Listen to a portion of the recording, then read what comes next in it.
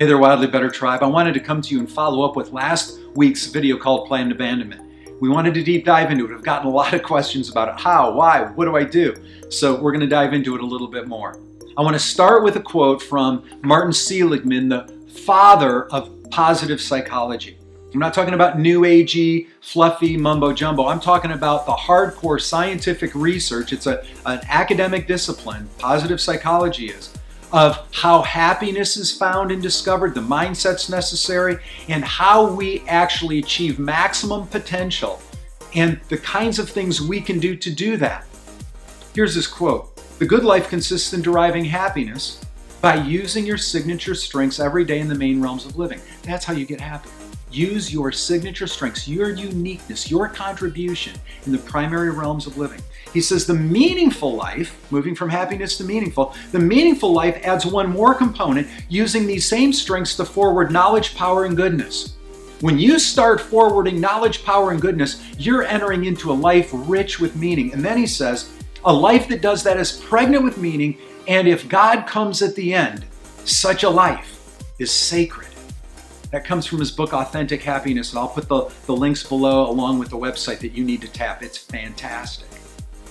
Now, why am I starting there today? It's because, gang, no matter what country of the world I've been in, no matter what city, no matter what people I've never met one person that isn't trying to create a more happy life. Have you ever met anybody? Any family members you know, any neighbors you have, any coworkers that are trying to design their life so tomorrow is horrific? It's terrible. It's a day they dread. You know anybody that's trying to design their family life in such a way that tomorrow is worse than today? Anybody? No.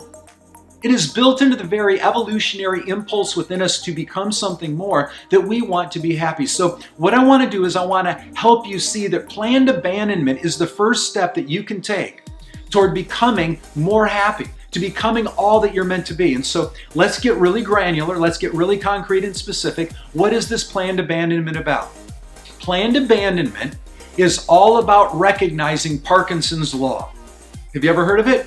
Very similar in the categories of time management to Pareto principle, but Parkinson's law says this, very fascinating, 1955, British Civil Service, Cyril Parkinson, he coined this. He said the work we have will expand to fill the time allotted to complete the task.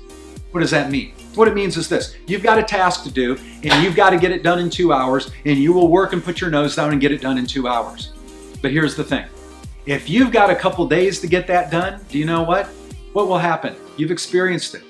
You will take a couple days to get it done, and it will require a whole bunch of other distractions and things to finally arrive at that time. In other words, through lack of attention and lack of focus, you and I fill our lives with all sorts of stuff we don't actually have to do.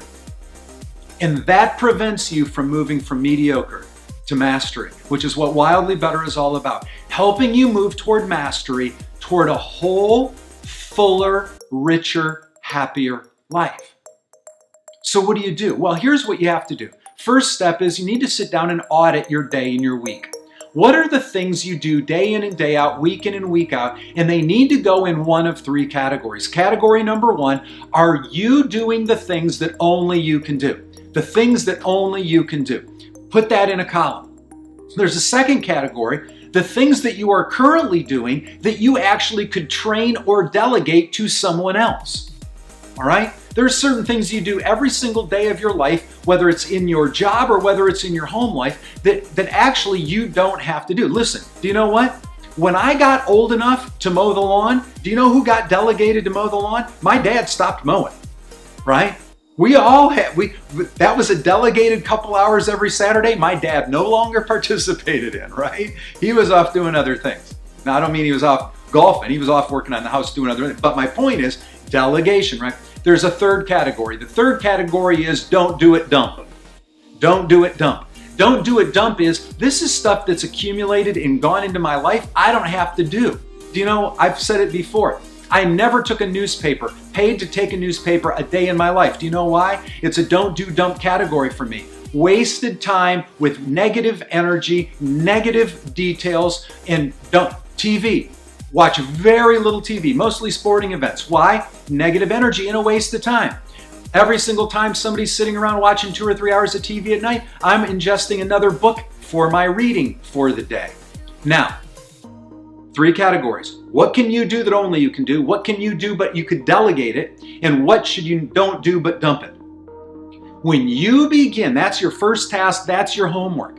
Figure out what you're doing week in and week out. What categories do they fit into? And be ruthless. I have coach clients all the time say, oh, Ron, I'm really doing only stuff I should do. And then I ask them to do an audit on the week, and I ask them to do a motion study to say in 30-minute increments, I want you to record what you do.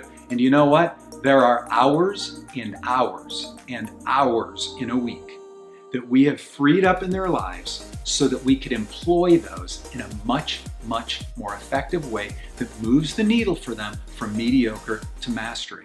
And we'll talk more next week about what you should insert into that freed up real estate, calendar real estate and mental real estate, so that you can become the best that you can be. That's where Planned Abandonment's what it's all about. That's where we begin. Take a look at the notes below, and next week we'll continue on. What are you going to do with the freed up real estate?